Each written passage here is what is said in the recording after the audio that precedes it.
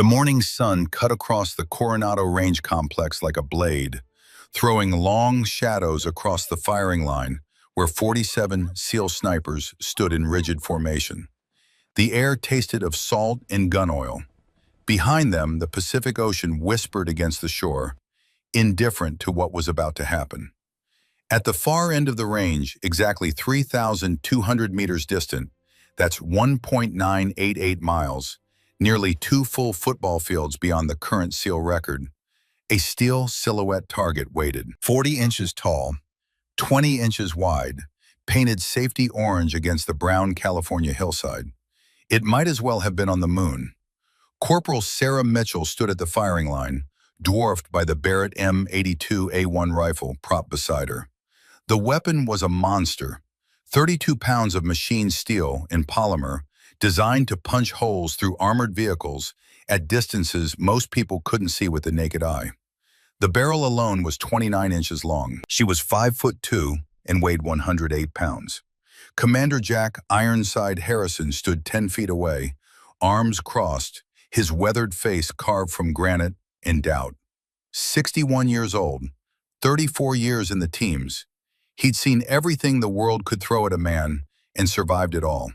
He looked at Sarah Mitchell the way a man looks at a ghost he'd rather not see. "That gun weighs more than you, Corporal," he said, his voice carrying across the assembled snipers. "This isn't a science fair." A ripple of laughter moved through the crowd. Not cruel exactly, just skeptical. These were men who'd earned their place here through blood and pain. They'd stacked bodies in Fallujah and Helmand Province. They'd made shots that changed the course of battles, that saved lives, that ended threats from distances that defied comprehension. And now they were being asked to watch a woman, barely out of her mid-20s, small enough to be mistaken for a high school student, attempt to break a record that had stood for 6 years. Sarah didn't acknowledge the laughter. She ran her hand along the Barrett's receiver, checking the bolt action with practiced efficiency. Her fingers moved with the confidence of someone who'd done this 10,000 times. "Sir," she said, her voice calm as flat water, "my grandfather made a 2,100-meter shot in Korea with iron sights and an M1903 Springfield. I have better equipment." The laughter died. Harrison's jaw tightened. He knew exactly who her grandfather was. Gunnery Sergeant William Iron Eyes Mitchell, Korean War legend. 127 confirmed kills, most of them at ranges that shouldn't have been possible with the technology of that era. And he knew who her father was too. That was the problem. "Load and make ready," Harrison said, his voice flat. "You've got 3 shots. Make them count." Behind her, Master Chief Rodriguez leaned toward the shooter next to him and whispered, "Watch her scope work. She's not guessing." The other sniper, Petty Officer Jake McAllister, call sign Reaper, 180 confirmed kills across 3 combat deployments, squinted at Sarah's setup. "What do you mean?" "I mean she calculated for Coriolis effect before she even touched the rifle." McAllister frowned. "Bullshit. Nobody runs those numbers in their head." Rodriguez pointed at the scope. "See that cant? 0.3 degrees right. That's not random. That's compensating for Earth rotation at 32 degrees north latitude." McAllister stared. "You're telling me she's accounting for the planet spinning?" "I'm telling you she just did orbital mechanics faster than our ballistic computer." An hour earlier, before the official observers arrived, Sarah had requested permission for a verification shot at 2,800 meters. Range protocol. Every shooter got one. She'd used hers to confirm her ballistic data was sound. She'd hit center mass. The spotter, a grizzled senior chief named Garrett, who'd been running this range for 15 years, had lowered his binoculars slowly, like a man witnessing something that violated the laws of physics. "That's not possible," he'd muttered. "Winds variable, temperatures climbing. Mirage effects should make that target dance like a ghost." Sarah had simply smiled and made a note in her data book. "Confirmed. Spin drift matches prediction. Ready for record attempt." Now, as she settled behind the Barrett for the official shot, the 47 SEAL snipers fell silent. Whatever their doubts, whatever their skepticism, they were professionals, and professionals respected the rifle. The shot clock started. Sarah closed her eyes. 8 weeks earlier, Dam Neck, Virginia had been cold enough to frost the windows of the Tactical Operations Center. Sarah Mitchell had stood in a line with 46 other shooters, watching her breath cloud in the pre-dawn darkness. The Precision Marksman Initiative, a pilot program, invitation only, designed to identify the next generation of SEAL snipers. 47 candidates from across SOCOM, Special Operations Command, SEALs, Rangers, Force Recon, Green Berets, the best of the best. 3 of them were women. Sarah was the only one who'd made it past the first week. The qualification shoot was elegant in its brutality. 10 shots at 1,000 meters, targets moving at 3 miles per hour on a lateral track, wind gusting to 15 knots from the northeast. Score 10 hits within a 10-inch circle or go home. The rifle was an M40A6, the Marine Corps' precision instrument of choice. Chambered in 300 Winchester Magnum, firing 190-grain Sierra Match King bullets at 2,960 feet per second. With a Schmidt and Bender 5-25 x 56 scope that cost more than most people's cars. The wind was the problem. 15 knots translated to roughly 17 miles per hour, hitting from 070 degrees, a quartering crosswind that would push the bullet off course by nearly 70 inches at 1,000 meters if you didn't compensate. And the targets were moving. 3 miles per hour didn't sound like much, but at 1,000 meters, you had to lead the target by 28 inches just to connect. Combine the wind drift and the lead calculation, and you were aiming more than 8 feet away from where the target actually appeared. Most people couldn't do that math with a calculator in 10 minutes. Sarah Mitchell did it in her head in 3 seconds. She'd learned the trick from her grandfather back when she was 14 years old, shooting prairie dogs on his ranch in Wyoming with a .22 rifle. He taught her to see the wind, not just feel it, to watch the grass and the dust in the mirage shimmer, and understand what the air was doing at every point along the bullet's path. Wind isn't one thing, he'd told her, his weathered hands steady on the old Springfield rifle that had served him in Korea. Wind at your position, wind at the target, wind at every point between. They're all different. You've got to read the whole picture, not just what you feel on your cheek. She'd thought he was crazy until she'd made her first 600-yard shot on a coyote that was loping across a windswept ridge. The bullet had drifted exactly where her grandfather predicted it would, and the coyote had dropped like someone cut its strings. Now, standing at the Dam Neck range with 46 male shooters watching her with varying degrees of curiosity and skepticism, Sarah applied those lessons. First shot, wind at her position was 15 knots from 070, but at 500 meters she could see the grass bending differently. Wind had shifted to 12 knots from 060. At the target, a flag hung limp, maybe 8 knots. Average it out, 12 knots effective wind from 065 degrees. She adjusted her scope, settled into position, controlled her breathing, 4 seconds in, 4 seconds hold, 4 seconds out, and felt her heartbeat slow to 58 beats per minute. Between heartbeats, in that moment of perfect stillness, she squeezed the trigger. The rifle roared. The buttstock punched her shoulder. The muzzle brake redirected the blast sideways, kicking up dust in twin plumes. 1,200 meters away, the target's paint exploded in a puff of orange dust. Hit, center mass, the spotter called. 10 ring. Sarah worked the bolt, chambering a fresh round. Didn't celebrate, didn't react, just ran the calculations again because the wind had shifted. By the 8th shot, the other candidates had stopped shooting their own strings and were watching her. There was something hypnotic about it.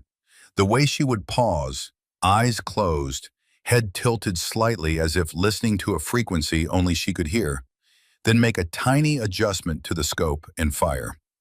Shot 9 hit low right, just inside the 10 ring. Shot 10, dead center. When the ceasefire was called, Sarah stood and cleared her rifle with the mechanical precision of someone who'd done it so many times it had become muscle memory. She didn't look at the other shooters, didn't check to see who'd passed or failed. She just walked to the armorer station and handed back the M40A6 with a quiet, "Thank you, Staff Sergeant." Master Chief Rodriguez found her 20 minutes later in the operations center, studying a ballistic chart with the intensity of someone reading sacred text. "Corporal Mitchell," she snapped to attention. "Master Chief, 10 for 10, average group size, 1.2 minutes of angle. That's the best score we've had in 15 years of running this program." "Thank you, Master Chief."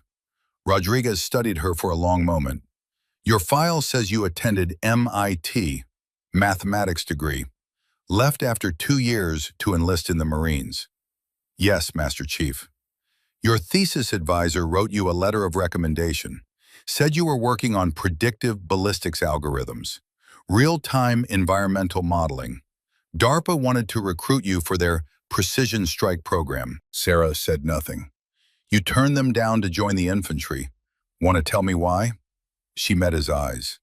"My father used math to save lives, Master Chief, not to build better ways of killing from a desk." Rodriguez nodded slowly.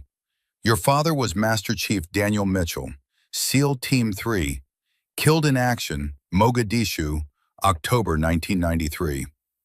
"Yes, Master Chief." "And your grandfather was Gunnery Sergeant William Mitchell, Korean War sniper, 127 confirmed kills." "Yes, Master Chief." "So this isn't just about being a good shot for you. This is about legacy." Sarah's jaw tightened. "Permission to speak freely, Master Chief?" "Granted." "Legacy is what other people talk about. I'm here because I'm good at this, and people who are good at things should use those skills to protect people who can't protect themselves. If that honors my father and grandfather, that's a side benefit, not the reason." Rodriguez almost smiled. "You're cleared for Phase 2, SEAL Sniper Training Pipeline. You'll report to Coronado in 72 hours. Pack for 6 months. It's going to be the hardest thing you've ever done." "Yes, Master Chief." He turned to leave, then paused. "One more thing, Corporal. Commander Harrison runs the program at Coronado. He's going to give you hell." "I can handle difficult instructors, Master Chief." "It's not that." Rodriguez looked back at her, and something in his expression shifted. "Commander Harrison was your father's spotter in Mogadishu. He was there when your father died. And from what I understand, he's carried that weight for 26 years. Sarah felt something cold settle in her chest. "The file said my father died covering an evacuation, that his position took an RPG hit. That's what the file says. But," Rodriguez shook his head, "that's a conversation you need to have with Commander Harrison, not me. Just be prepared. He's not going to make this easy for you. Maybe not because you're a woman, maybe because you're a Mitchell." Coronado in spring was a different world than Virginia in winter. The sun was brutal. The ranges stretched out across scrubland that shimmered with heat distortion by 10 in the morning. And the SEAL snipers who populated the training compound moved with the casual confidence of men who'd earned their quiet. Sarah arrived with her sea bag and her rifle case, and a determination that felt like armor. The barracks were Spartan, 20 bunks, footlockers, one shared head. The smell of gun oil and boot polish and masculine proximity. She got the bunk nearest the door, the one nobody wanted because people slammed in and out at all hours. She didn't complain, just made her rack with hospital corners and stowed her gear and reported for the first briefing at 0500 hours, 15 minutes early. Commander Jack Harrison looked at her the way a man looks at a problem he doesn't want to solve. "Corporal Mitchell," he said, his voice carrying across the assembled class of 23 candidates. Sarah was the only woman. "I understand you shot perfect at Dam Neck." "Yes, sir." "That's impressive. Means you can hit targets under controlled conditions." "This program isn't about controlled conditions. This is about hitting targets when you're tired, cold, wet, scared, and someone's shooting back. You think you can handle that? Yes, sir. We'll see. First evolution starts at 600. 12-mile ruck march, full combat load, 3-hour time limit. Fall behind, you're out. Medical drop, you're out. Quit, you're out. Questions? No one spoke. Outstanding. Get your shit and be on the parade ground in 30 minutes. The other candidates filtered out. Sarah moved to follow, but Harrison's voice stopped her. Mitchell, a word. She turned back. Sir. Harrison waited until they were alone. The operations center suddenly felt smaller, the walls pressing in. I knew your father, he said finally. I know, sir. Master Chief Rodriguez told me. Did he tell you I was his spotter? That we ran missions together for 18 months? Yes, sir. Harrison's jaw worked like he was chewing something bitter. Then you know I was there when he died. The file says he died covering an evacuation, that his position took an RPG hit and you were wounded getting out. The file says a lot of things. Harrison moved to the window, staring out at the ranges. Your father was the best sniper I ever worked with.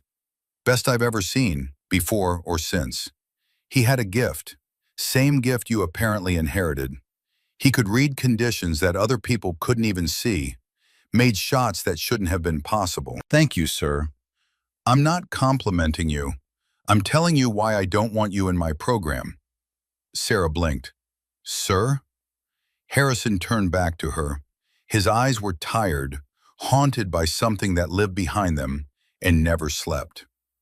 I watched your father die because he was too good, because command kept sending him on missions that required that gift, because the teams needed him to make the impossible shots, so they kept putting him in positions where he had to make them. And eventually, the odds caught up. He died serving his country, sir. He died at 34 years old, leaving behind a 6-year-old daughter who grew up without a father. Harrison's voice was hard. You think I want to watch that happen twice? You think I want to train you, send you downrange, and explain to some hypothetical family of yours why their mother didn't come home? Sarah stood straighter. Permission to speak freely, sir. Denied. I'm not done. Harrison moved closer, and she could see the web of scars on his neck, where shrapnel had torn through flesh. Your father died because he was good at killing people from a long way off. That's the job. That's what we train you to do. You excel at this, you're going to get sent to places where people are trying to kill you back. And you know what the difference is between you and every man in this compound? Sir, they're bigger, stronger, faster, can carry more gear, hump longer distances, survive more damage. You might be the best shot I've ever seen, but if you're wounded and need to be carried 3 miles to an extraction point, you're a liability. This isn't about equality. This is about mission success and bringing everyone home. Sarah held his gaze. Then I'll make sure I don't miss, sir. Harrison shook his head. You sound exactly like him. That's what scares me. My father died doing what he was born to do, sir. I'm not here to be safe. I'm here to be worthy of his name. For a long moment, Harrison just stared at her. Then he sighed and suddenly looked every one of his 61 years. Get your ruck, Corporal. You've got 28 minutes until formation. Yes, sir. She was halfway to the door when he spoke again. Mitchell. Sir, your father's last words were, tell my daughter precision is patient. I never understood what that meant. Maybe you will. Sarah felt something crack in her chest, but she didn't let it show. Thank you, sir. She made the ruck march in 2 hours and 47 minutes, finishing in the middle of the pack. Good enough to pass, not so fast that she drew attention. Over the next 3 weeks, she established a pattern. Competent, but not exceptional in the physical evolutions. Exceptional, but not showy in the shooting. She qualified expert on every weapon system.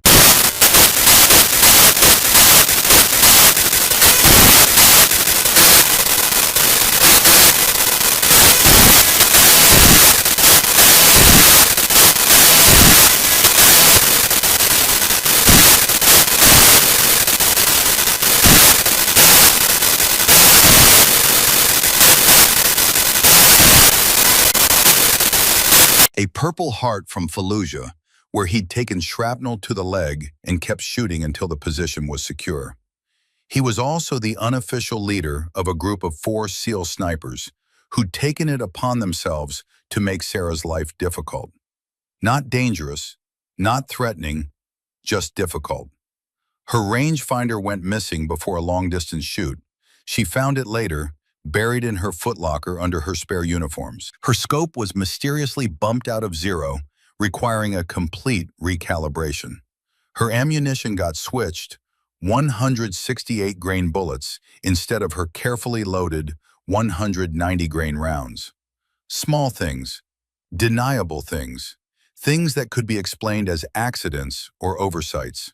Sarah said nothing, just adapted. The day her scope was knocked out of zero, she showed up to the range and ran the recalibration drill in 8 minutes flat, then shot a perfect group at 800 meters using nothing but her understanding of Kentucky windage, the old-school technique of hold over and hold off without adjusting the scope at all. The day her ammunition was switched, she noticed it before loading her rifle, ran quick calculations for the different bullet weight and trajectory, and adjusted her aim accordingly. 5 shots at 1,000 meters, all within a 4-inch circle. McAllister watched this with narrowing eyes. On the evening of week 3, he found her in the cleaning shed, field stripping her rifle with the kind of meditative focus some people brought to prayer. "You knew," he said. Sarah looked up. "Petty Officer McAllister, you knew someone was screwing with your gear. You knew it was us." She returned to cleaning the bolt carrier group. "If I'd known it was you, Petty Officer, I would have reported it to the senior instructor." "Bullshit, you knew. And you didn't say anything because you wanted to prove you could adapt." Sarah set down the bolt and met his eyes. "Is there something I can help you with, Petty Officer?"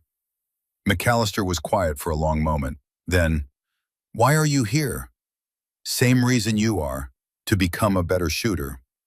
"No, you're already a better shooter than half the guys in this compound. You don't need this program. So why are you really here?" Sarah considered lying, considered deflecting. Instead, she told him the truth. "My father died in Mogadishu when I was 6 years old. I have exactly 3 memories of him. One is him teaching me to read a map. One is him showing me how to field strip a rifle. And one is him leaving for deployment, kneeling down, putting his hand on my head, and telling me, 'Be precise, little warrior. Precision is patient.'" She picked up a cleaning patch and ran it through the barrel. "For 20 years, I didn't understand what that meant. Then I joined the Marines and picked up a rifle and discovered I had a gift. The same gift he had, the same gift my grandfather had. And I realized precision isn't just about shooting. It's about discipline, control, making the right decision at the right time for the right reason." McAllister nodded slowly. "Okay, I can respect that. Does that mean you and your friends will stop sabotaging my gear?" "Probably not. But now when we do it, it won't be about you being a woman. It'll be about you being the competition." Sarah smiled slightly. "I can live with that." "Good." He turned to leave, then stopped. "One more thing, Mitchell. That 800-meter cold bore shot you made yesterday. I watched you calculate the holdover in about 3 seconds, then put the round exactly where you called it. That was some savant-level shit." "Thank you." "I wasn't complimenting you. I was warning you. You shoot like that in the field, people are going to come to depend on you. They're going to expect you to make the impossible shots. And the problem with being the person who can make impossible shots is that eventually someone's going to ask you to make one when you can't. When the conditions are wrong, the angle's bad, the wind's fucked. And if you take that shot and miss, someone might die." Sarah's hands stilled on the rifle. "So what do I do?" "You learn the hardest lesson there is for someone with your talent, knowing when not to take the shot." He left her alone with that thought, and the smell of gun solvent and the weight of her father's last words echoing in her head. Week 5 brought the desert, the chocolate mountains in Imperial County, California, miles and miles of nothing, sand, rock, scrub brush, and heat that could kill you if you weren't careful. Daytime temperatures topping 115 degrees Fahrenheit, nighttime lows dropping to the mid-40s. The exercise was simple in concept, brutal in execution. 72 hours of survival, evasion, and precision shooting. Each sniper was given an M40A6 rifle, 20 rounds, 3 days of water, MREs, a ghillie suit, map, compass, and a PRC-152 emergency radio. The mission: locate and neutralize 3 targets spread across 50 square miles of desert. The targets were tactical mannequins positioned at unknown distances between 800 and 1,600 meters, each one scored by an observer with a spotting scope and high-speed camera. Rules: you could use the radio for genuine emergencies only. Using it for anything less than life-threatening got you disqualified. Failing to hit all 3 targets in 72 hours got you disqualified. It was designed to break people. Sarah moved through the desert like a ghost. First principle: heat management. She traveled only during early morning and late evening, finding shade during the brutal midday hours. She rationed her water, knowing that dehydration would destroy her ability to shoot long before it killed her. Second principle: patience. She spent hours glassing the terrain, searching for the mannequin targets. Didn't rush, didn't panic when the first day passed and she'd only located 1 target. Third principle: precision. When she found a target, she didn't take the shot immediately. She studied the angle, the wind, the temperature, the way the air shimmered with heat distortion. She waited for conditions to stabilize. Target 1, Day 1, 1900 hours. Distance, 1,247 meters. Wind, 8 knots from the west, steady. Temperature, 89 degrees and dropping fast as the sun set. Sarah waited 30 minutes for the mirage to calm, then made the shot. Center mass, perfect score. Target 2, Day 2, 0630 hours. Distance, 1,612 meters. The longest shot she'd ever attempted. Wind, variable, 5 to 12 knots, shifting directions. Temperature, 74 degrees and climbing. Mirage already dancing across the desert floor. Sarah spent 90 minutes watching the wind, learning its pattern. Discovered it cycled every 11 minutes. She took the shot during a calm cycle. High right shoulder, still scoring. Target 3, Day 2, 1430 hours. And this is where everything changed. Sarah had been stalking toward the suspected location of the 3rd target for hours when she spotted something that made her freeze. Jake McAllister, 200 meters to her right, also moving toward what was obviously the same target location. She glassed ahead. There, at 1,403 meters, the 3rd mannequin. Positioned on a small rise, visible from both her location and McAllister's. Whoever shot first would complete the exercise. Sarah was in position.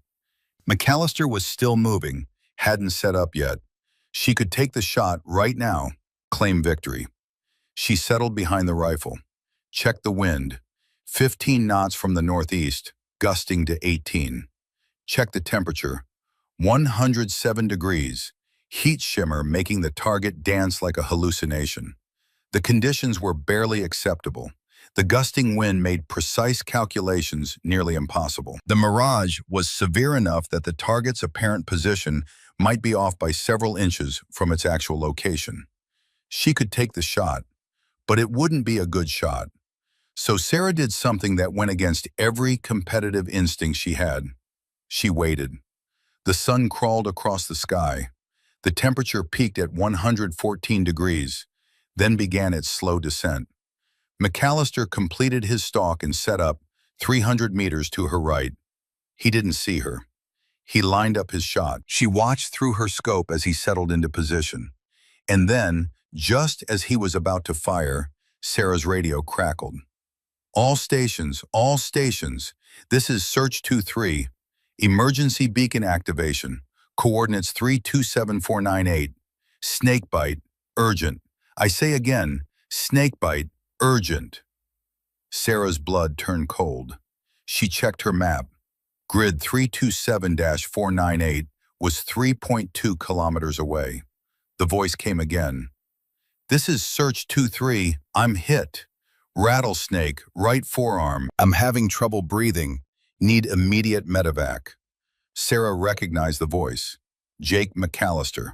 She looked through her scope. McAllister's position was empty. He must have rolled into cover after the bite, activated his emergency beacon. 3.2 kilometers. With 40 pounds of gear and a rifle, in 112-degree heat, across broken terrain. 90 minutes at best.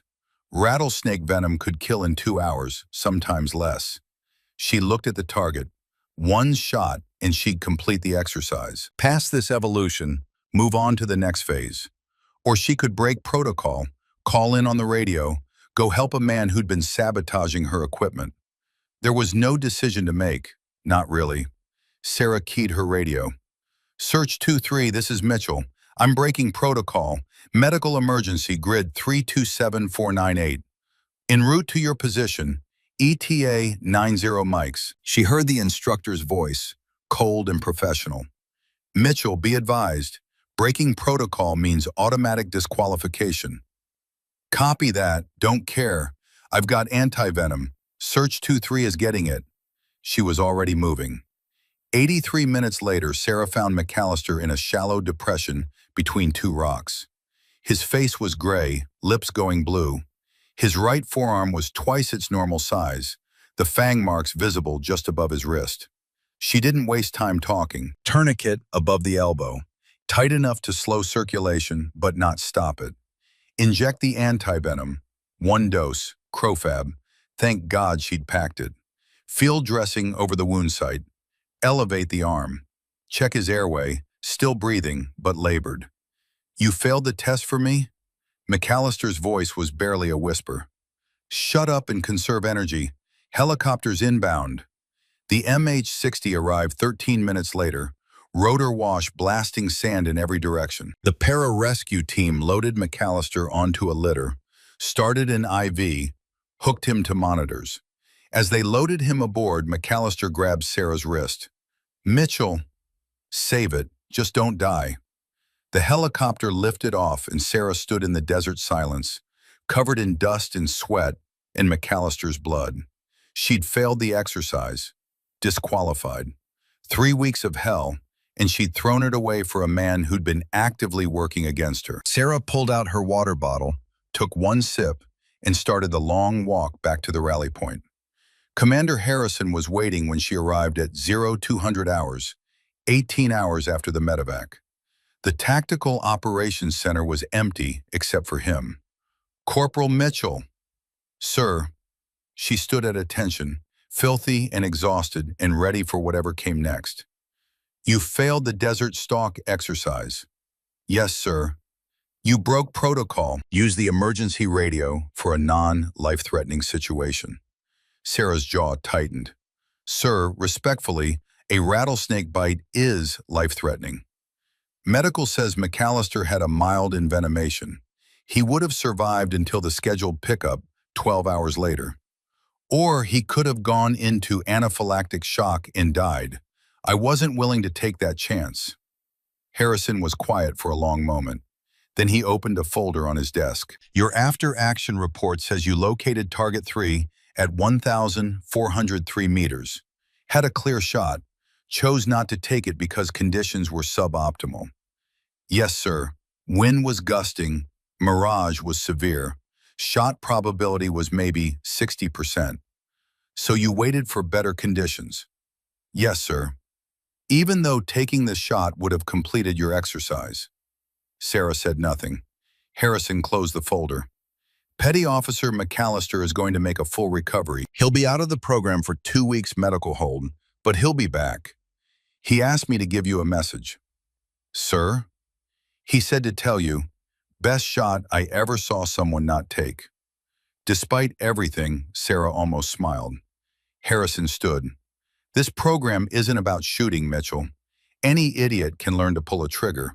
We're training you to know when to pull the trigger, when the shot matters, when it doesn't, when mission success is more important than individual glory, when saving your teammate's life is more important than finishing an exercise.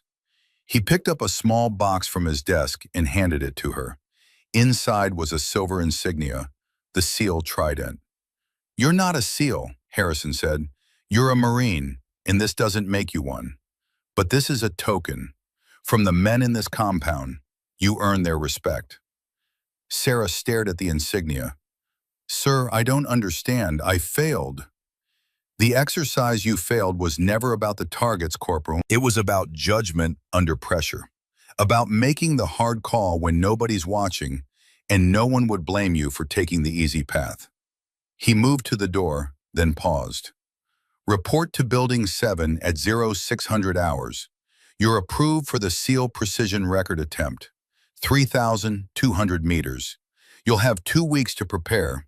And Mitchell? Sir, your father would be proud." After he left, Sarah sat alone in the operations center, holding the Trident insignia, and let herself cry for the first time since she'd enlisted.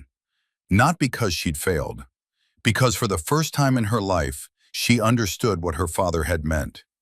It wasn't about the shot, it was about the judgment. The discipline to wait for the right moment, even when everything inside you screamed to act now. Her father had spent his life waiting for the right shots, making the hard calls, protecting people who would never know his name. And in that desert, when faced with a choice between personal success and another person's life, Sarah had done exactly what he would have done. That night she wrote in her journal, "Target 3 did not engage. Conditions suboptimal. Mission success defined differently than expected. Lesson learned. The longest shots are the ones you carry inside." 2 weeks later, she would stand at the firing line at Coronado and attempt to break the SEAL sniper record. But the real test, the one that mattered, she'd already passed in the desert when nobody was watching. The 2 weeks between Sarah's approval for the record attempt and the actual day felt like standing on the edge of a cliff, waiting to jump. Every morning at 0530 hours, she reported to Range Complex 7, the long-distance facility that stretched across 3 miles of Coronado scrubland, like a ruler measuring the limits of human capability. The Barrett M82A1 became an extension of her body through 10,000 repetitions. Each morning she assembled it, verified 0, broke it down again, building muscle memory until the weapon felt like part of her skeleton. 3,200 meters. That number lived in her head like a mantra. 1.988 miles, 10,560 feet, 126,720 inches. 2 football fields beyond the current SEAL record. At that distance, the bullet would be in flight for 3.8 seconds, nearly 4 full seconds between trigger press and impact. 4 seconds for the wind to push the projectile off course. 4 seconds for gravity to drag it down. 4 seconds for the Earth's rotation to drift it sideways through the Coriolis effect. The math was staggering. Master Chief Rodriguez had given her access to the ballistic computer, a ruggedized laptop loaded with software that could calculate trajectory based on dozens of environmental variables. She'd spent one afternoon with it, entering data, studying the outputs. Then she'd shut it down and gone back to doing the calculations in her head. The computer was a tool, but tools could fail. Batteries died, software glitched, hardware got damaged. The only tool she could truly depend on was her mind, and that required practice, repetition, building the neural pathways until the math became instinct.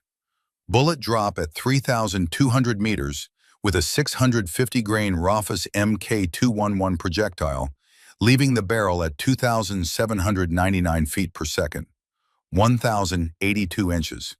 That was 90 feet, the height of a 9-story building. She had to aim 90 feet above the target just to compensate for gravity. Wind drift at a steady 10 miles per hour crosswind, 368 inches. That was 30 feet. But wind wasn't steady. Wind at ground level might be 10 miles per hour. Wind at 15 feet, where the bullet spent most of its flight, might be 12 or 8 or 15. She had to read the entire column of air between her position and the target, 3,200 meters of atmosphere, and understand what it was doing at every point. Then there was Coriolis effect. The Earth rotated at roughly 1,000 miles per hour at the equator, slower at higher latitudes. At Coronado's latitude of 32 degrees north, during the 3.8 seconds the bullet was in flight, the Earth would rotate slightly and the target would move with it. Not much, just 11.2 inches. But at 3,200 meters, 11.2 inches was the difference between a hit and a complete miss. Spindrift added another 6.8 inches. The rifling in the barrel imparted a clockwise spin to the bullet for stability, and that spin caused the projectile to drift slightly right over long distances. Air density affected everything: temperature, humidity, barometric pressure. They all changed how the air resisted the bullet's passage. Every variable affected every other variable in a cascade of complexity that would have required pages of calculations to solve precisely. Sarah solved it in seconds by understanding the relationships, the patterns, the way all the factors interacted. Day 1 of preparation, she shot at 2,000 meters, 10 rounds, 6 hits, 4 misses. The misses taught her more than the hits. She recorded wind conditions, temperature, humidity, barometric pressure for every shot. Day 3, 2,200 meters, 8 rounds, 5 hits. She was learning the rifle's personality, the way this specific weapon behaved differently from the theoretical calculations. Day 5, 2,400 meters, 10 rounds, 4 hits. The conditions were poor, wind gusting to 18 miles per hour, mirage severe, temperature climbing through 90 degrees. She shot anyway because combat wouldn't wait for perfect conditions. Day 7, 2,600 meters, 8 rounds, 3 hits. She was reaching the edge of what the Barrett was designed to do. Day 9, 2,800 meters, 10 rounds, 2 hits. Hitting 2 out of 10 meant an 80% failure rate.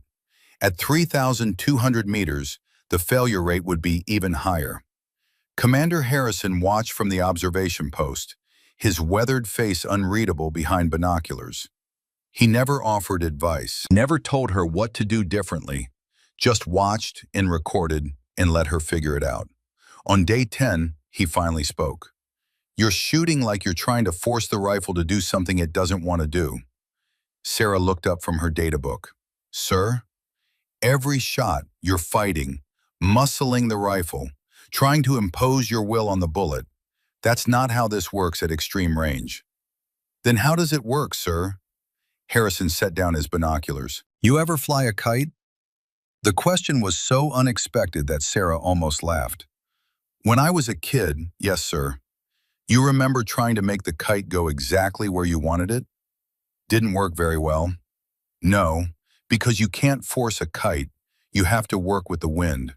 Feel what the air is doing and use it. Guide the kite, don't command it." Harrison picked up the Barrett, hefted its weight with the ease of long familiarity. Same principle. You can't force a bullet to go exactly where you want at 3,200 meters. Too many variables.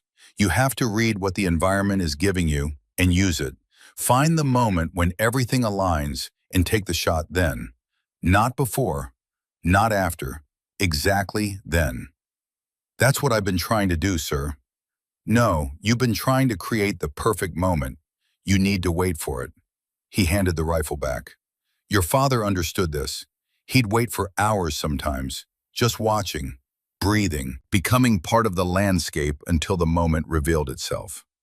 Sarah felt something shift in her chest. "How long did you work with my father, sir?" 18 months. Best 18 months of my career." Harrison's voice went distant. "We ran missions out of Mogadishu for 6 months before things went bad. He taught me more about patience and precision in that time than I'd learned in the previous 10 years in the teams. What happened to him, sir? The file says RPG, but Master Chief Rodriguez said there was more to the story. Harrison was quiet for so long, Sarah thought he wouldn't answer. Then he pulled a sealed folder from his pack and handed it to her. This is classified, above your clearance level, but you've earned the right to know. Sarah opened the folder with hands that wanted to shake. Inside was a document stamped secret in red ink. Operation Gothic Serpent After Action Review, Seal Element, she read. October 3rd, 1993, the famous Battle of Mogadishu, Black Hawk down, 18 Americans killed, 73 wounded. But that wasn't when her father died. October 4th, the rescue mission. Daniel Mitchell had volunteered for the Quick Reaction Force, going back in to retrieve the Rangers and Delta operators still pinned down in the city.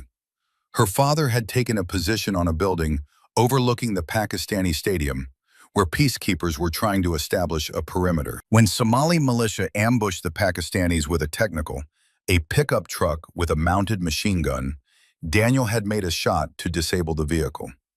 2,847 meters, over a mile and a half, in urban terrain with smoke and chaos and limited visibility. He'd hit the driver through the windshield, and the truck had crashed into a wall. 12 Pakistani soldiers had survived because of that shot. But the shot had given away Daniel's position. Return fire had hit the building, and in the confusion of the firefight that followed, a Pakistani helicopter gunner had mistaken the muzzle flash from Daniel's position for enemy fire and engaged. Friendly fire, blue on blue, the kind of tragic accident that happened in war. Daniel Mitchell had died saving Allied soldiers who then accidentally killed him. The report noted, MCPO Mitchell's 2,847-meter shot remains the longest confirmed kill in SEAL sniper history. However, due to the political sensitivity of U.S.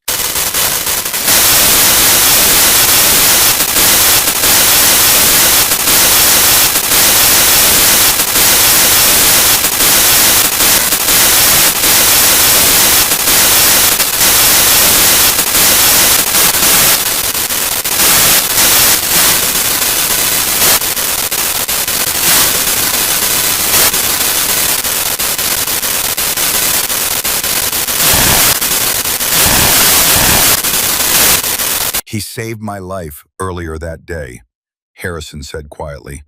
October 3rd, during the initial battle. We were on a rooftop providing overwatch. He made 18 kills in 6 hours, covering the Rangers' extraction. Then an RPG hit our position. The blast should have killed us both. Your father pushed me toward the stairwell, shielded me with his body, took shrapnel that was meant for me. Harrison touched the scars on his neck. I got medevaced out that night. He stayed, volunteered for the QRF the next day, even though he was wounded. Made that impossible shot, saved those Pakistani soldiers. Harrison's voice cracked, then died because of it. Sarah carefully closed the folder. Her hands were steady now. Why are you showing me this? Because tomorrow you're going to attempt to break a record that your father actually holds. The public record is 3,000 meters. The real record is 2,847. Your father's shot, and I need you to understand what you're really doing. I'm attempting 3,200 meters. You're attempting to exceed your father's achievement, the one he died making, the one that's been classified for 26 years. Harrison met her eyes. I've kept this secret for half my life. Carried the weight of knowing that the best shot I ever witnessed is sitting in a classified file that nobody will ever read. And I've watched you these past weeks, and I see him in you. The same gift, the same dedication. I'm not my father, sir. No, you might be better, and that terrifies me. Sarah stood, holding the folder carefully. Permission to ask a question, sir. Granted. Do you want me to succeed tomorrow? Harrison closed his eyes. I don't know. Part of me wants you to break every record, Part of me wants you to miss every shot and go live a long, safe life somewhere far from bullets and war. He opened his eyes. But what I want doesn't matter. What matters is whether you understand what you're chasing and why. I understand, sir. Do you? Your father made that 2,847-meter shot because 12 men would have died if he didn't. What's your reason for making a 3,200-meter shot? Sarah thought about that, thought about the past weeks, the training, the preparation, thought about Jake McAllister in the desert, the choice she'd made. To honor the skill by using it well, sir. To prove that precision isn't just about distance. It's about judgment, discipline, and purpose. My father made his shot because lives depended on it. Tomorrow I'll make mine because it's the next step in continuing what he started. Harrison almost smiled. Good answer, Corporal. He stood, gathered his gear. Get some rest. Tomorrow's going to be the longest day of your life. That night, Sarah lay in her rack and thought about her father. She'd been 6 years old when he died. Her memories were fragments. His laugh, his hands showing her how to hold a rifle, the way he'd knelt down to her level before leaving for that final deployment. She finally understood. He hadn't been talking about shooting. He'd been talking about life, about making decisions with care, about waiting for the right moment. Tomorrow she would attempt 3,200 meters, but tonight she honored her father by understanding what he'd really taught her. She slept better than she had in weeks. The morning of the record attempt arrived with fog rolling off the Pacific Ocean, thick enough to taste. By 0800 hours, the sun had burned it away, leaving behind perfect clarity. Temperature, 64 degrees and climbing. Wind, 8 to 12 miles per hour, variable from the west. Humidity, 71%. Barometric pressure, 30.12 inches of mercury. Sarah stood at the equipment table, methodically checking her gear. Barrett M82A1, serial number engraved into the receiver. Schmidt and Bender, 5 to 45 times 56 scope, mounted and zeroed. 3 Raufoss Mark 211 rounds, each one loaded with 650 grains of precisely manufactured projectile. The target weighted 3,200 meters away. Steel silhouette, 40 inches tall, 20 inches wide, painted safety orange. 47 SEAL snipers stood in formation behind the firing line. Pentagon observers. Brass from Naval Special Warfare Command, media with controlled access, their cameras pointed at the range like cannons. And standing off to one side, talking quietly with the range officer, Lieutenant Marcus Ghost Chen. Sarah hadn't known he was coming.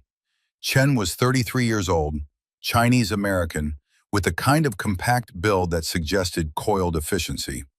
142 confirmed kills across 4 deployments, 2 Bronze Stars, Army Sniper of the Year, 2017, and holder of the Army's long-distance record, 3,150 meters, confirmed kill in Afghanistan under combat conditions. He saw Sarah looking and walked over. Corporal Mitchell. His voice was neutral, professionally polite. Lieutenant Chen. I understand you shot perfect at Dam Neck. Impressive. Thank you, sir. I'm here because the Pentagon thought it would be good optics. Man versus woman, Army versus Navy. Chen's expression didn't change, but something in his eyes suggested distaste for the entire concept. For what it's worth, I think the media circus is bullshit. This should be about the skill, not the gender. Sarah nodded. Agreed, sir. That said, Chen glanced at the target, barely visible in the distance. I've made this shot. Know what the hardest part is? The wind variability, sir? The waiting. Conditions change every 30 seconds at that range. You have maybe a 2-minute window when everything aligns. Miss that window, you're shooting into chaos. He looked back at her. Your record says you're good at math. Math helps. But at 3,200 meters, math can only take you so far. At some point, it's instinct. Feel. The part that can't be taught. I understand, sir. We'll see. Chen extended his hand. Good luck, Corporal. May the best shooter win. Sarah shook it. His grip was firm, professional. Thank you, sir. Commander Harrison's voice cut across the range. All personnel, take positions. We're beginning in 5 minutes. The protocol was simple. 3 shooters, Marcus Chen, Sarah Mitchell, and Commander Harrison himself. Each shooter got 3 attempts. Best shot won. Chen would shoot first as the visiting Army representative, then Sarah, then Harrison. Sarah felt her heartbeat accelerate, not from nerves, from anticipation. This was what she'd trained for. The culmination of her grandfather's 127 kills in Korea, her father's classified record in Mogadishu, and her own journey from MIT dropout to Marine sniper. 3 generations of precision converging on this moment. Chen stepped to the firing line. His spotter, Master Chief Rodriguez, settled beside him with a tripod-mounted spotting scope. Chen's rifle was a Chi-Tak M200 intervention, chambered in .408 Chi-Tak, a purpose-built extreme long-range rifle. He had a ballistic computer, a Kestrel weather meter, a laser rangefinder. Sarah had her mind in a notebook. Chen's setup took 8 minutes. Deliberate, methodical, checking every variable twice. When he was finally satisfied, he loaded around and settled into position. The range went silent. Wind 8 knots from 270, Rodriguez called quietly. Temperature 67, climbing. Pressure steady. Chen adjusted his scope, breathed, waited. The rifle cracked. 3.8 seconds of silence. The sensor beeped. Hit. Impact 18 inches low, 6 inches left, the range officer announced. Distance from center, 19.7 inches. Respectful applause from the observers. Chen adjusted his scope, loaded another round. The second shot took 4 minutes to prepare. Wind 10 knots from 285, temperature 69. He fired. 3.8 seconds. Impact 4 inches high, 3 inches left. Distance from center, 5 inches. The applause was louder this time. 5 inches at 3,200 meters was extraordinary precision. Chen took his time with the third shot. 6 minutes of preparation, watching the wind flags, feeling the air, waiting for the perfect moment. When he fired, Sarah could see the concentration on his face, the absolute stillness of his body. 3.8 seconds. Impact 2.3 inches low, 1.1 inches right. Distance from center, 2.54 inches. The crowd erupted. Standing ovation. Chen had just set a new SEAL range record. 2.54 inches at 3,200 meters was world-class shooting. Chen stood, cleared his rifle, shook hands with Rodriguez. Professional, humble. Then he looked at Sarah. The message was clear. Your turn. Beat that. Sarah walked to the firing line. Her boots felt too heavy. Her hands felt too light. Everything felt surreal. Jake McAllister appeared at her side. I'm your spotter, Mitchell, if you'll have me. She looked at him, saw the sincerity in his eyes, the respect. You sure? You saved my life in the desert. Least I can do is help you make history. He grinned. Plus, I want to see if you're as good as you think you are. I don't think I'm good. I know I'm competent. That's the most Marine answer I've ever heard. Let's shoot. Sarah knelt behind the Barrett, settling into the prone position with fluid economy. No wasted movement. She adjusted the bipod legs with precise half-turns until the rifle was perfectly level. Pulled the buttstock into her shoulder, wrapped her support hand around the forend, curled her firing hand around the pistol grip. She loaded the first Ralphus round. The cartridge was massive, nearly 6 inches long. It clicked into the chamber with satisfying precision. Wind 9 knots from 275, McAllister called. Temperature 72. You've got good conditions. Send it when ready. Sarah closed her eyes, felt the wind on her face, felt the warmth of the sun on her neck, felt the weight of 3 generations of snipers settling onto her shoulders. She thought about her grandfather, shooting North Korean soldiers across frozen valleys with iron sights. She thought about her father, making an impossible shot in Mogadishu to save 12 lives. She thought about Commander Harrison, carrying 26 years of guilt and classified secrets. She opened her eyes and looked through the scope, made her calculations. Wind drift, bullet drop, Coriolis, spin drift, temperature gradient, air density. All of it flowing through her mind like water. Breathed in, breathed out. Let her heart rate settle. 58 beats per minute. Between heartbeats, she squeezed the trigger. The Barrett roared. The buttstock punched her shoulder. The rifle recoiled back, cycling the action, ejecting the spent brass in a smoking arc. 3.8 seconds. Impact 8 inches high, 5 inches right, the range officer called. Distance from center, 9.4 inches. Not good enough. Sarah had missed Chen's best shot by nearly 7 inches. The crowd murmured. Disappointed but not surprised. McAllister leaned close.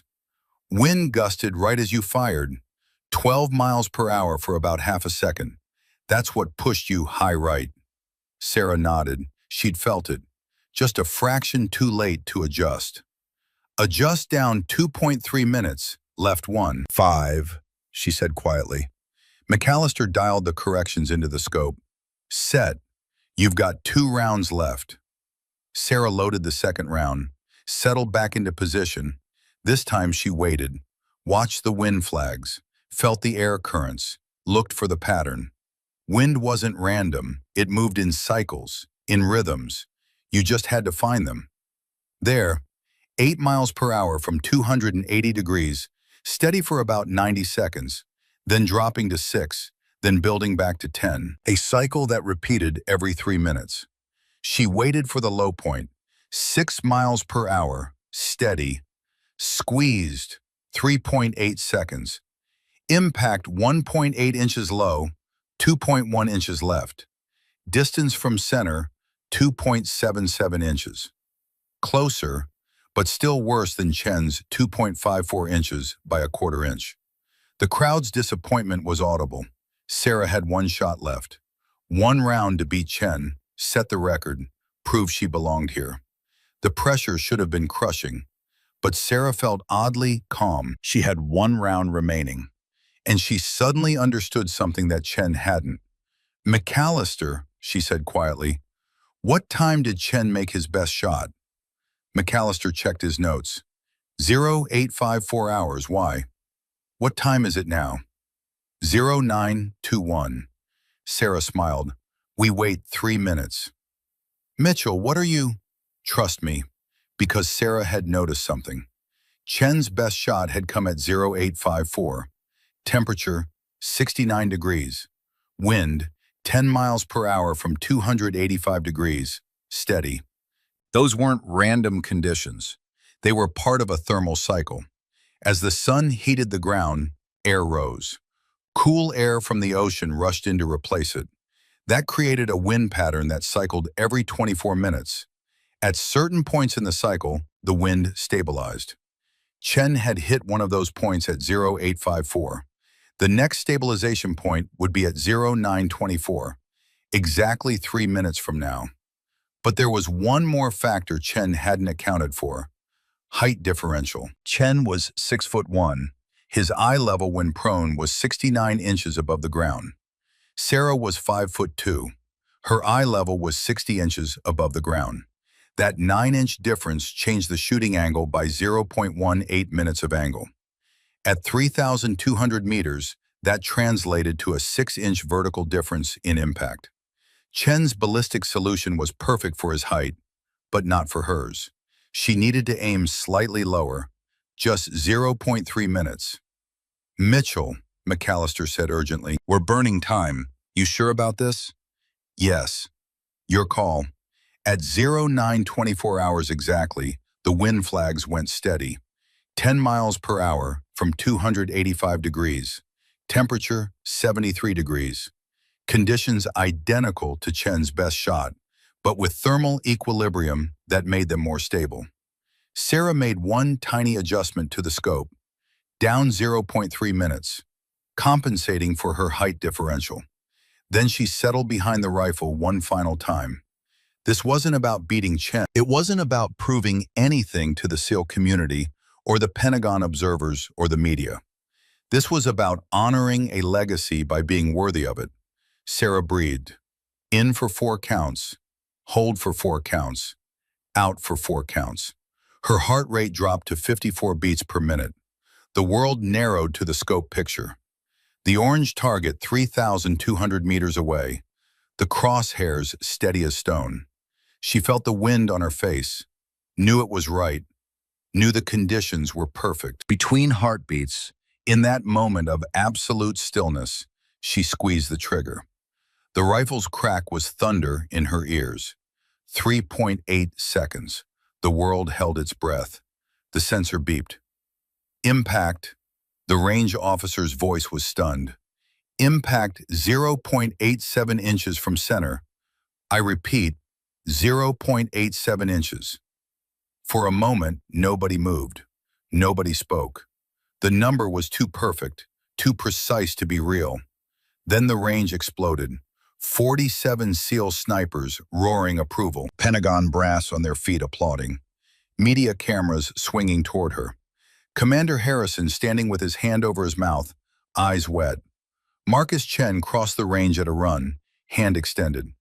That was the finest shooting I have ever witnessed in my life. How did you do it? Sarah cleared her rifle, made it safe, stood on shaking legs. Height differential, sir. Your solution was right for your eye level. I adjusted for mine. Chen stared at her. Then he laughed, a sound of pure admiration. You calculated angle variation based on shooter height at 3,200 meters? Yes, sir. That's brilliant. I've been shooting for 15 years and never considered that variable. He shook his head in wonder. You didn't just beat me, Corporal. You advanced the science. Commander Harrison stepped to the microphone. His voice carried across the range, amplified and official. Ladies and gentlemen, new SEAL precision record. Corporal Sarah Mitchell, 3,200 meters, 0.87 inches from center.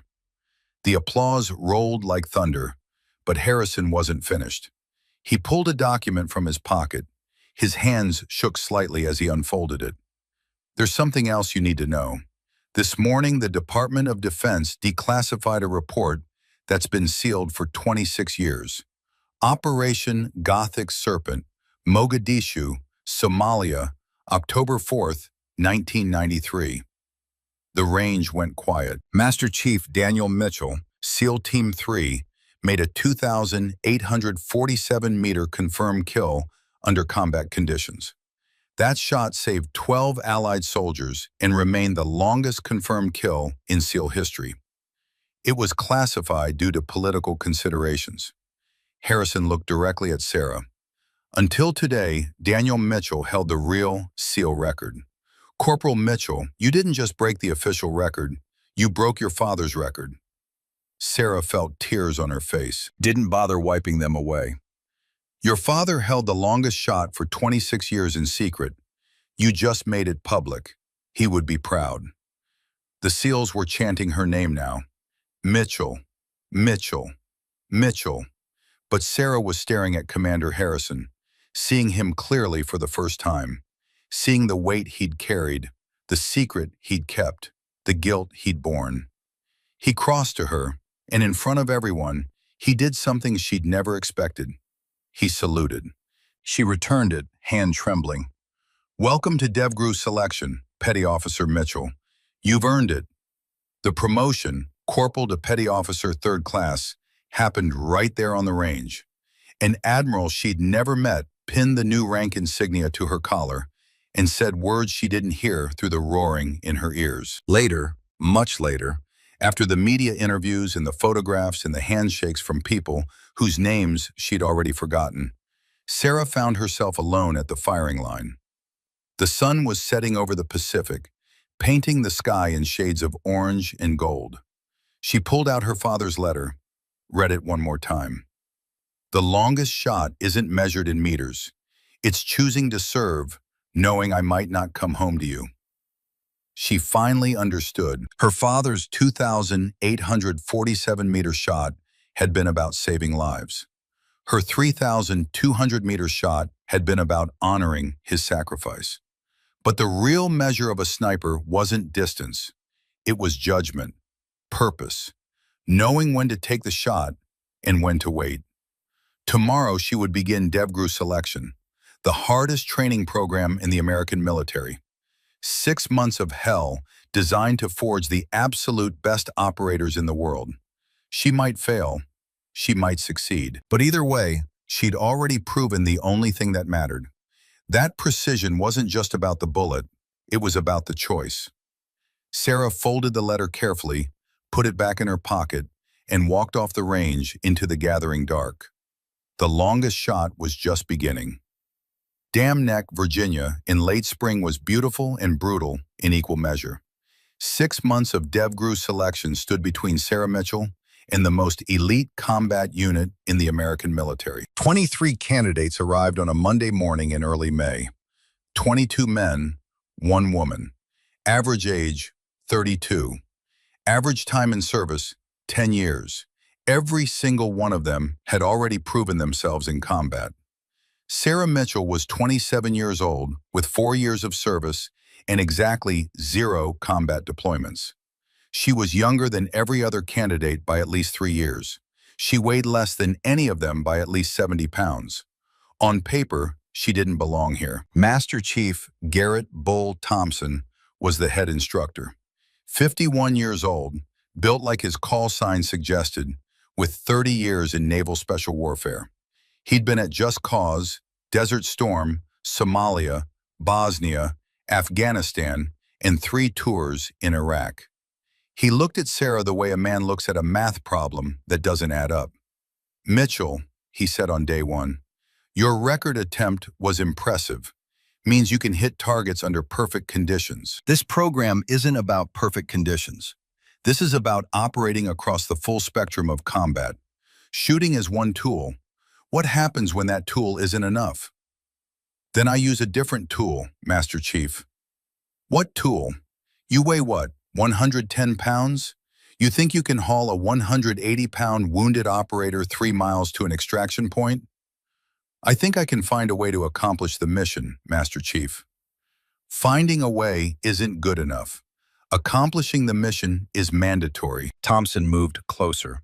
"I've got 22 men here who can kick down doors, clear rooms, win gunfights at arm's length, and carry each other out when things go bad. What can you do that they can't?" "I can make shots they can't make, Master Chief. One skill, that's what you're bringing. One trick." Thompson shook his head. "This isn't a sniper program, Mitchell. This is DevGru. We need operators who can do everything. You better figure out how to become more than a one-trick pony, or you won't last a month." He wasn't wrong. Sarah discovered that on day 3. The physical fitness test was brutal but straightforward. 2-mile run, pull-ups, push-ups, sit-ups, obstacle course, timed ruck march with 60 pounds of gear. Sarah finished in the middle of the pack on the run, dead last on pull-ups. She managed 12 when the minimum was 20. The obstacle course destroyed her. Walls she couldn't climb without assistance. Ropes she couldn't climb at all. She passed. Barely. But barely passing wasn't the DevGru standard.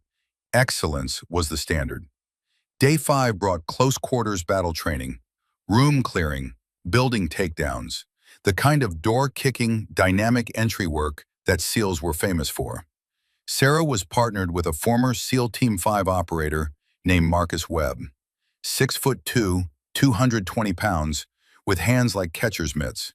The drill was simple. Enter a shoot house, clear 4 rooms, neutralize all hostile targets without hitting the hostage. First room. Webb kicked the door, flowed in, acquired 2 targets, double-tapped both. Sarah followed, scanning her sector, called clear. Second room. Webb went left, engaged 3 targets. Sarah went right, saw a target behind cover, engaged, hit center mass, called clear. Third room. Two hostiles, one hostage.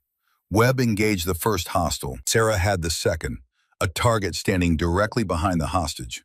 No shot. The angle was wrong. She'd have to reposition. But Webb was already moving to the fourth room. She hesitated for 2 seconds. In combat, 2 seconds is an eternity. The range safety officer's whistle blew. "Cease fire! Mitchell, you're dead!" They reset and ran it again. This time, Sarah tried to move faster. But in the third room, she nearly shot the hostage when Webb's movement pushed her off balance. Whistle. "Cease fire! Mitchell, you just killed a civilian." 5 more runs through the shoot house. 5 more failures. After the 7th run, Webb pulled off his helmet and looked at her with frustration. "Mitchell, what the hell? You're thinking too much. This isn't a math problem. This is violence. Fast, aggressive, overwhelming violence. But you're trying to solve it like a puzzle." "I'm trying to do it right," Sarah said, breathing hard. "Right is fast. Right is violent." Webb shook his head. "Look, I know you're a great shooter, but shooting at 3,000 meters, where you've got time to calculate, isn't the same as shooting at 3 meters when someone's trying to kill you.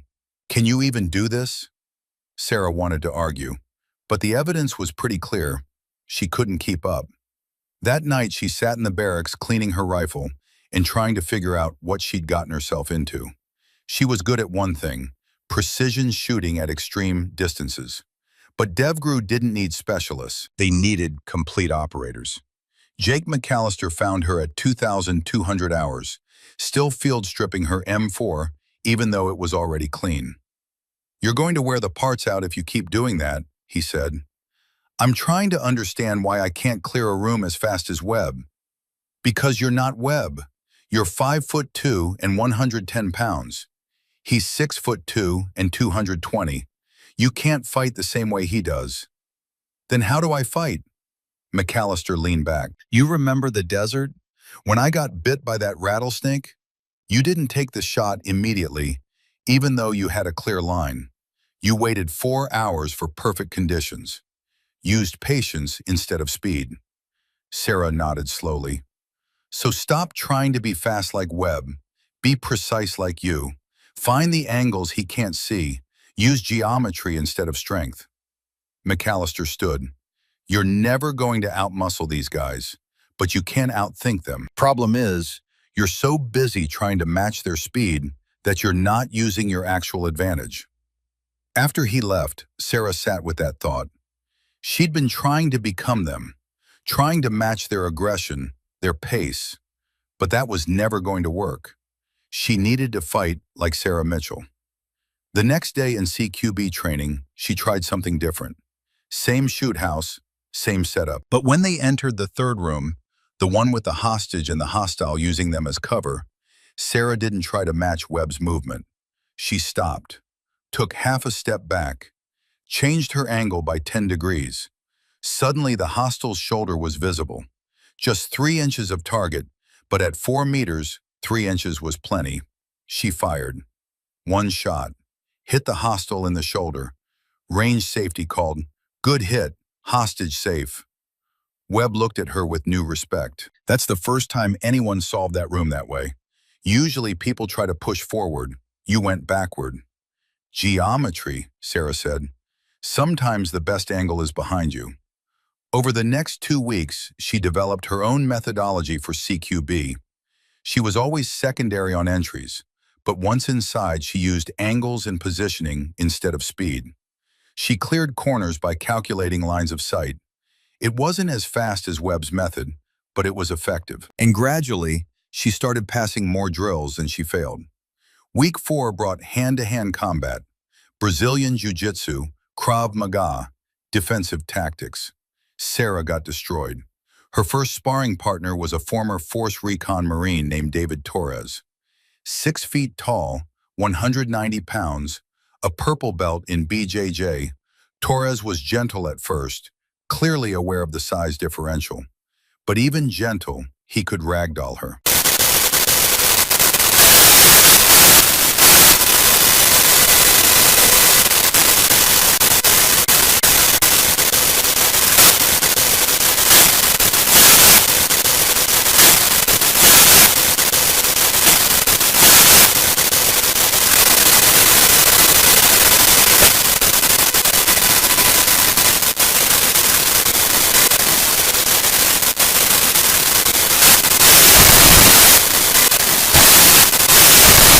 The knife fighting drill was worse.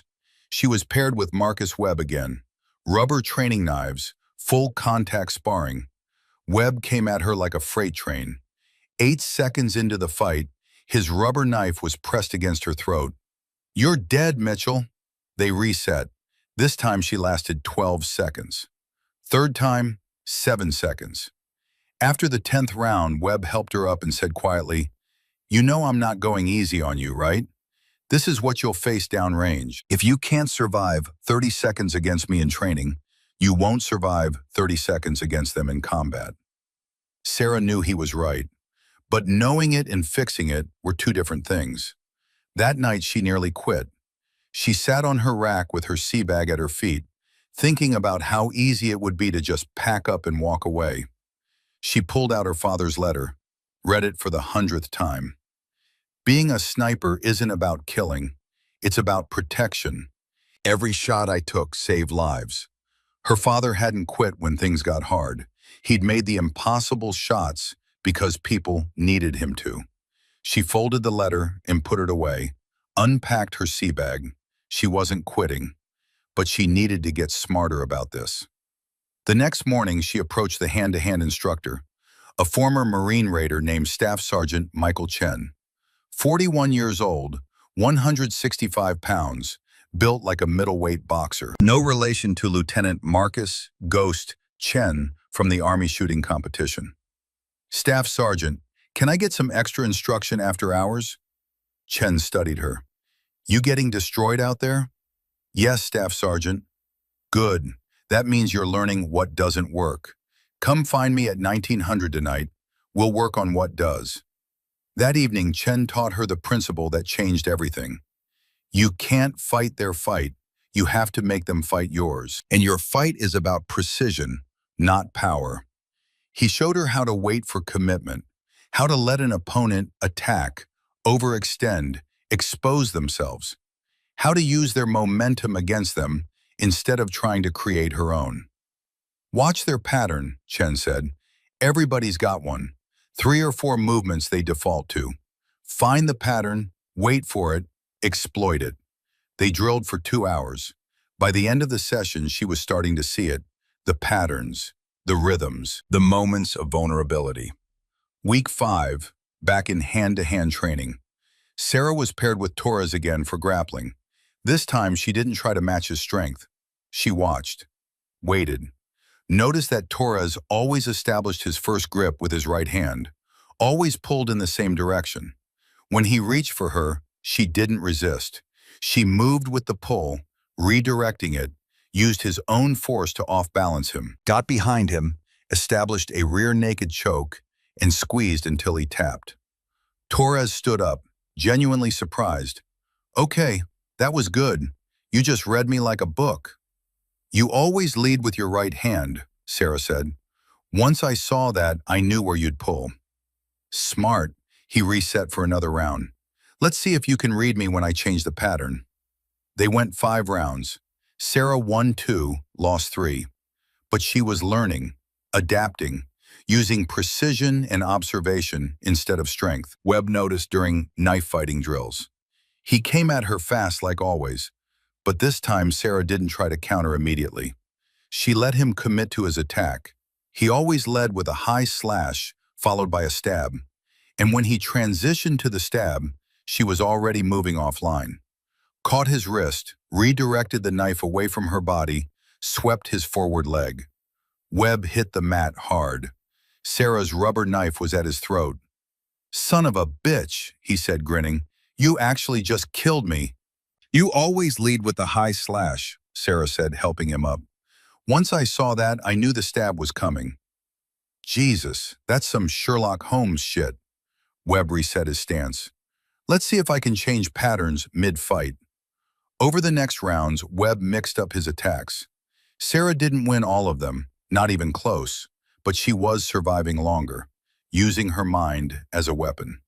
By week 8, she'd established a pattern of competence. Not exceptional in the physical domains, but capable. Good enough to keep up, smart enough to find her own path through the challenges. Master Chief Thompson pulled her aside after a particularly grueling day of training. Mitchell, you still here? Yes, Master Chief. Why? You could wash out with dignity. Nobody would blame you. Sarah met his eyes. Because I'm not finished proving I belong here, Master Chief. You think you belong here? I think I can contribute something the teams need. Long-range precision overwatch. Most of the candidates here are door kickers and room clearers. They're excellent at direct action. But somebody needs to be on a rooftop 1,000 meters out, making sure they get home alive. That's what I can do. Thompson was quiet for a long moment. You're not wrong. The problem is DevGru doesn't have a position for a dedicated sniper. Everyone rotates through every role. Then I'll learn to do both, Master Chief. Even if it means getting beat up by guys twice your size every single day? Even then, Thompson almost smiled. Stubborn, just like your old man. He turned to leave, then stopped. For what it's worth, Mitchell, you've earned the respect of the cadre. You don't quit, you don't complain, and you're smart enough to adapt. That counts for something. Thank you, Master Chief. Don't thank me yet. Week 12 final exercise is going to test everything you've learned. Pass that, and we'll talk about your future in DevGru. Week 12 arrived faster than Sarah expected. 11 candidates remained. 12 had dropped out or been cut. The survivors were lean, hard, and forged by shared suffering into something approaching a team. The final exercise, simulated hostage rescue at a compound designed to look like a Middle Eastern embassy. 4 hostages, held by 12 OPFOR, former Special Operations personnel acting as enemy combatants. 2-hour time limit. Candidates split into 2 6-person teams. During the planning phase, Webb looked at Sarah. Mitchell, you're our best shooter. What do you think? Overwatch or entry team? It was the first time one of the male operators had asked her opinion as an equal. Overwatch, she said without hesitation. Put me on a rooftop 800 meters out with clear sight lines. I'll be your guardian angel. Let me do what I do best while you do what you do best. Webb nodded. Makes sense. Torres, you and Mitchell establish Overwatch position here. He pointed to a building on the terrain map. 847 meters from the compound. 847 meters. The exact distance of her father's shot in Mogadishu. Sarah felt the weight of that symmetry, but didn't mention it. 2 hours later, at 22:30 hours in full darkness, Sarah and Torres moved toward their Overwatch position. They'd inserted via helicopter 5 kilometers out and moved on foot through rough terrain. The approach took 90 minutes. They reached the designated building and climbed to the roof. Sarah set up her rifle on the bipod and began glassing the compound through her scope. Torres set up the spotting scope and thermal optics. Bravo 1, this is Overwatch, Torres radioed. We're in position. Good copy on the compound. Through the thermal scope, Sarah could see 12 heat signatures inside the compound. 6 on patrol, 6 inside the main building. Bravo 1, Overwatch, count 12 tangos. 6 mobile patrol, 6 inside main building. 4 possible hostages, center room, second floor. Webb's voice came back. Overwatch, Bravo 1 copies. We're moving to phase line green. ETA to compound, 15 mics. Sarah settled in to wait. This was the part she was good at. Patience. Observation. At 0047 hours, Bravo 1 reached the compound perimeter. Sarah watched through her scope as they moved like ghosts. Overwatch, Bravo 1, moving to breach point Alpha. Overwatch copies. You've got 4 tangos on the north wall, patrol pattern. 2 inside at ground floor main entrance. Recommend wait for patrol to clear before breach. Webb's team waited. The patrol moved past. Webb gave the signal. The team breached the compound wall, moving inside with practiced efficiency. Sarah tracked their movement through the scope. Then everything went wrong. Contact! Multiple tangos! East building! Webb's voice was sharp with adrenaline. We've got more OPFOR than intel suggested. Pinned down at rally point 2. Sarah swung her scope to the east building. saw four OPFOR emerging from a structure that intelligence had marked as empty. They were laying down fire on Webb's team, which was caught in the open. Overwatch, I've got four tangos, East Building, engaging your position. Overwatch, Bravo 1, we're pinned. Can you engage? Sarah did the math in her head. Distance, 847 meters. Wind, 12 knots from 280. Temperature, 64 degrees. Targets moving, firing, partially concealed. 4 shots, 4 targets, 8 seconds maximum. She breathed, settled, found her rhythm. First shot, target 1, standing in window, firing M4. Center mass, squeeze. The rifle cracked. 1.2 seconds flight time. The target dropped, hit marker on his vest lighting up. Second shot, target 2, moving between buildings. Leading the target, squeeze, hit, target down. Third shot, target 3, prone position on roof. Harder shot, smaller target. Squeeze, hit, target down. Fourth shot, target 4, recognizing the threat, starting to move to cover. Sarah waited, watched. He was moving left, fast, going for a doorway. In 2 seconds, he'd be behind cover. She led him, calculated his speed, his trajectory, where he'd be in 1.2 seconds when the bullet arrived.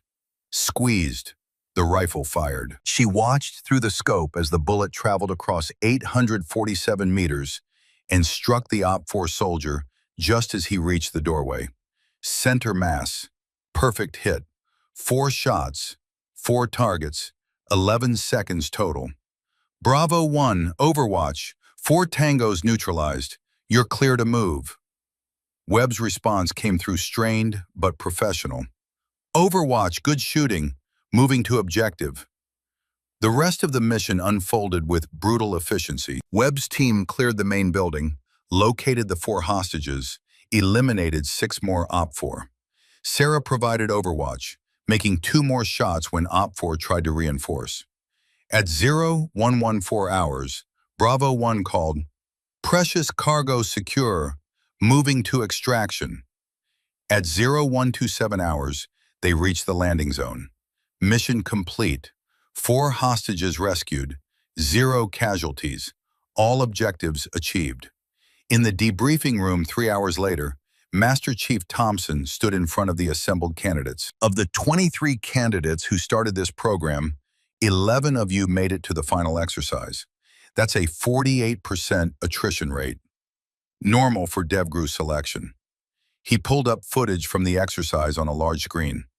What's not normal is a single operator providing precision fire that eliminates 4 threats in 11 seconds at 847 meters. In the dark, under pressure.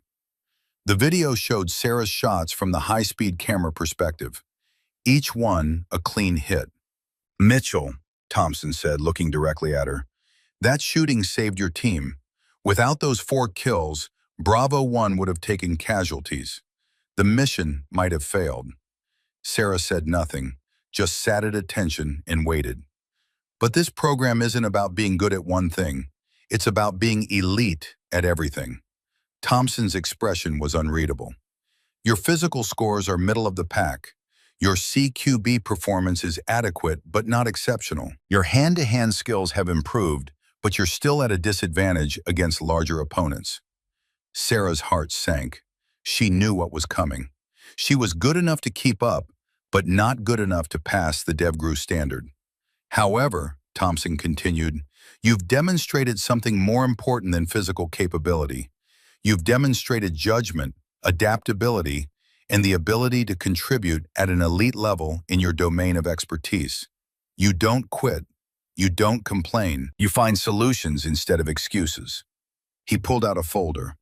The 6 candidates I'm about to name have passed DevGru selection and will continue to advanced training. He read 5 names, all men, all operators Sarah had trained alongside. They stood proud and relieved. Sarah remained seated. It was over. The 6th candidate represents something new, Thompson said. DEVGRU has traditionally focused on direct action, kicking doors, close quarters battle, direct engagement. But modern operations increasingly require precision overwatch, long-range interdiction, someone who can provide lethal support from distance while teams operate inside the target area. He looked at Sarah. The command has authorized creation of a precision element within DevGru, a dedicated long-range marksman who deploys with assault teams and provides overwatch, counter-sniper, and precision fire support. This operator would train with the teams, deploy with the teams, but specialize in long-range precision rather than close-quarters battle. Sarah's breath caught. This is a new position. We've never had one before. The question is, do we have the right person to fill it? Thompson opened the folder. Petty Officer, 3rd Class Sarah Mitchell. You've demonstrated exceptional shooting ability, sound tactical judgment, and the determination to succeed despite physical disadvantages. He looked up. Welcome to DevGru, Petty Officer Mitchell. You're our first precision element operator. Don't make us regret it. The room erupted. The other candidates surrounded her with handshakes and congratulations. Webb grabbed her in a bear hug that lifted her off her feet. You earned this, he said, every bit of it. But Sarah was looking at Master Chief Thompson, seeing something in his expression that might have been pride. Thank you, Master Chief. Don't thank me yet. You've got another 6 months of training before you're operational. And then you'll deploy into the worst places on Earth with the best operators alive. The real test starts now. That night, Sarah wrote in her journal, DEVGRU selection complete. Precision element operator. First in program history. The shooting is the easy part. The hard part is living up to what the shooting represents. Protection, service, sacrifice. That's the Mitchell legacy. She closed the journal, turned off the light, and slept better than she had in months. 8 months passed in a blur of specialized training, advanced shooting techniques, integration with DevGru assault teams, mission planning and tactical operations. In September 2019, she deployed to Afghanistan for the first time. Helmand Province, where the Taliban had resurged and coalition forces were conducting precision targeting operations against high-value targets. The mission: eliminate a Taliban commander coordinating an IED network responsible for dozens of American and Afghan casualties. Sarah's team would infiltrate on foot, establish overwatch, and provide precision fire support while the assault element moved in. The numbers were engraved in her memory before they even left base. Overwatch position to target compound, 2,847 meters. The exact distance of her father's shot in Mogadishu. She didn't believe in fate, but she believed in symmetry. The infiltration took 8 hours. By 0330 hours, Sarah was in position with her Barrett M82A1, thermal scope, and enough ammunition to fight a small war if things went bad. The assault team, call sign Bravo 1, 6 DevGru operators including Marcus Webb, was 5 kilometers out. Sarah glassed the target area. The compound was larger than intelligence had suggested. Bravo 1, Overwatch. I count 17 military-age males in compound. Intelligence said 8 tangos. We've got more than double that. Webb's voice came back calm. Overwatch, Bravo 1 copies. Can you confirm HVT location? Sarah switched to thermal imaging. There, in the main structure, 2nd floor, a heat signature matching the HVT's description. But there were 2 smaller signatures next to him. Children. Bravo 1, I have eyes on HVT, main building, 2nd floor. But we've got 2 juveniles with him. Confirm no weapons on the juveniles. A long pause. Then Webb. Overwatch, understood. ROE unchanged. HVT is target. Juveniles are off limits unless they present direct threat. How copy? Overwatch copies. Will not engage juveniles. The next hour was an exercise in precision observation. Sarah watched as the assault team moved into position, called out guard positions, tracked patrol patterns. At 0447 hours, Bravo 1 was ready. Overwatch, we're at breach point. Request you thin them out before we enter. Sarah had expected this. 17 fighters were too many for a 6-person team. Bravo 1, Overwatch. I have clear shots on 4 sentries, north wall, engaging on your mark. Send it. Sarah took a breath, settled into the rifle. This wasn't a record attempt. This wasn't training. This was combat. Real targets, real bullets, real consequences. First target, sentry on northeast corner. Range, 2,847 meters. Wind, 8 knots from 290. Temperature, 72 degrees. Squeeze, the rifle cracked.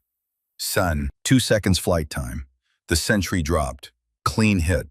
Second target, sentry on northwest corner. Squeeze, down.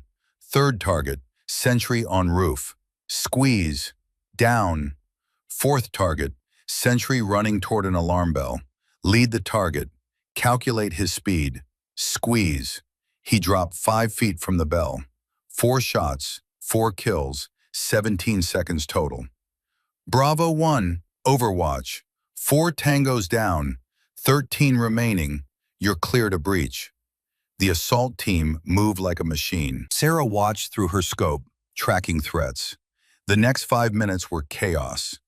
Gunfire, radio chatter. Sarah identified 6 more targets moving to reinforce, took 6 more shots, achieved 6 more kills. Then the situation changed. Overwatch, Bravo 1. We've got a problem. HVT has barricaded himself in second-floor room with the 2 juveniles. He's using them as shields. We can't get a clean shot. Sarah swung her scope to the window, saw the HVT, Taliban commander, mid-30s, holding an AK-47, standing behind one of the children. The child was maybe 6 years old. The other child, slightly older, was crying in the corner. Through the window, Sarah could see one of her teammates, Petty Officer First Class Martinez, pinned in the hallway. The HVT was firing through the door, keeping the assault team at bay. Bravo 1, Overwatch. I have eyes on the situation. Stand by. Sarah studied the picture. Distance, 2,847 meters, her father's distance. But this shot was harder. The target was partially concealed behind a child. The window was small, and if she missed by 4 inches in any direction, she'd kill a 6-year-old. Through her earpiece, she heard Webb. Overwatch, we need a solution. Martinez is pinned. HVT is moving toward him. If he gets that door open, Martinez is dead. Sarah did the math. Wind, gusting now, 9 to 12 knots. The child's head was 40 inches from the HVT's head, 4 inches of margin for error. At 2,847 meters, that was a shot probability of maybe 60%. She could take it. She was good enough. The calculations were sound. The conditions were acceptable. But acceptable wasn't certain. And uncertain meant she might kill a child. Her father's words echoed in her head. Jake McAllister's voice from the desert. The hardest lesson is knowing when not to take the shot. Sarah's finger moved away from the trigger. Bravo 1, Overwatch. Negative on the shot. Margin too small.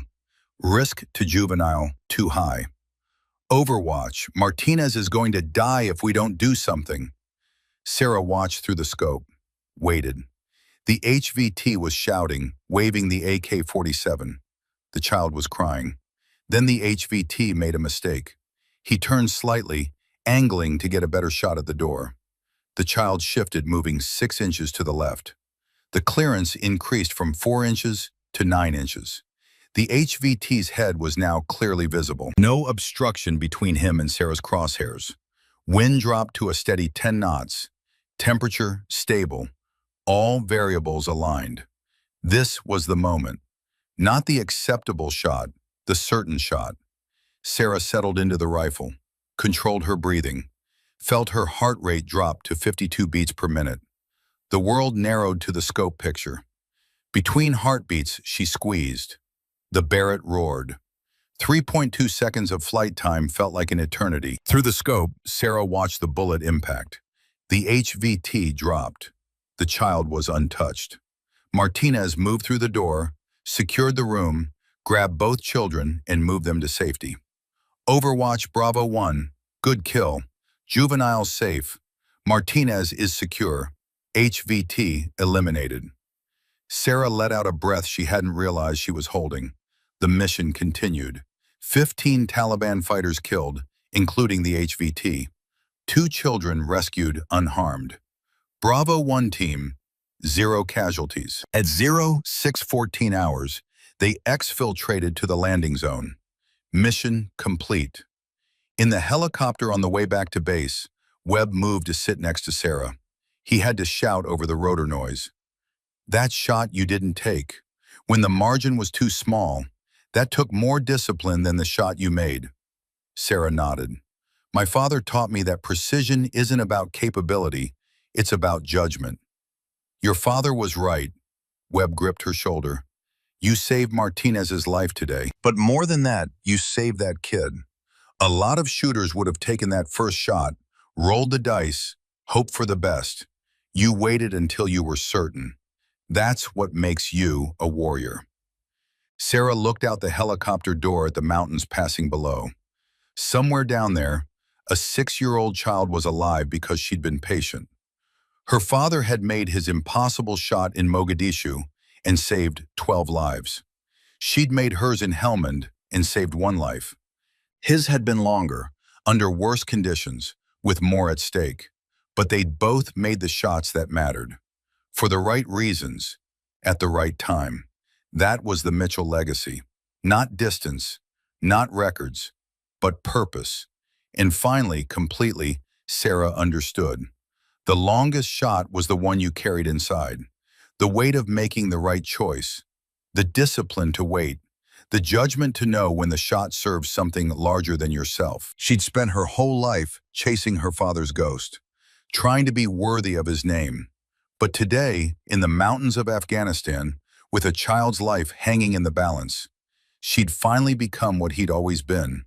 Not just a sniper, a protector, a warrior who understood that precision without purpose was just mathematics. She'd found the balance, and in finding it, she'd honored him in the only way that truly mattered, by being exactly who she was meant to be. 6 years later, Sarah Mitchell stood at the Naval Special Warfare Center in Coronado, California, watching a new class of sniper candidates run through their qualifications.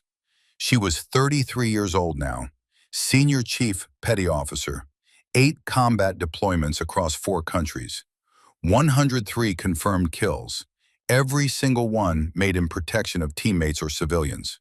She was the chief instructor of the SEAL Precision Marksmanship Program, training the next generation, teaching them not just how to shoot, but why to shoot, when to shoot, and when not to.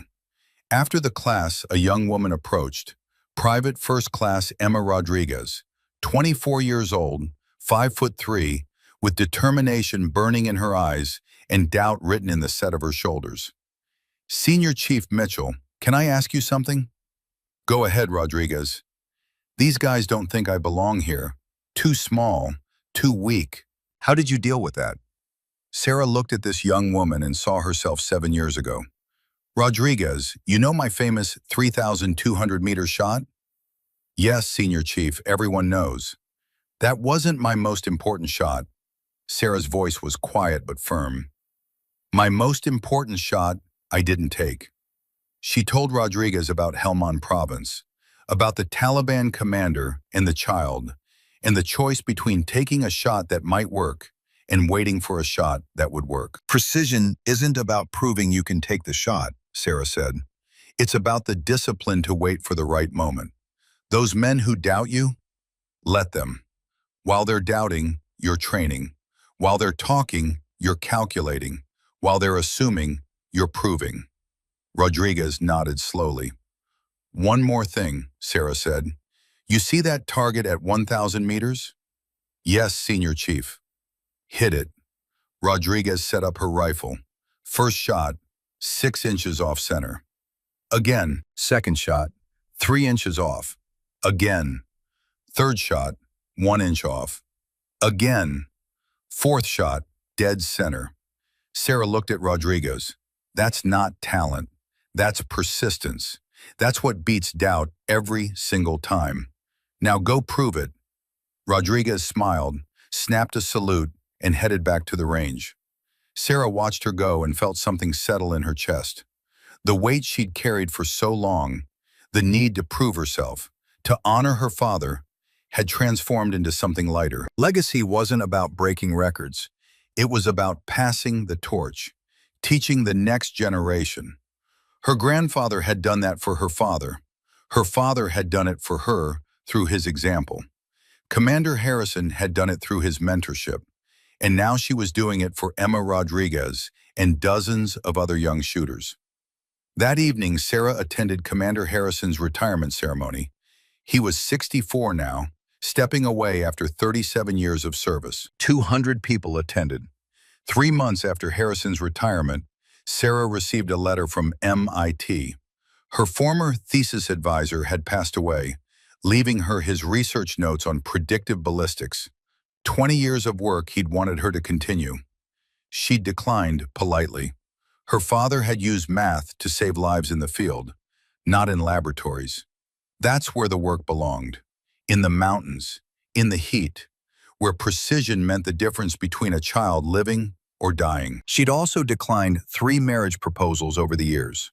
2 from fellow operators, 1 from a Pentagon analyst who'd read about her record.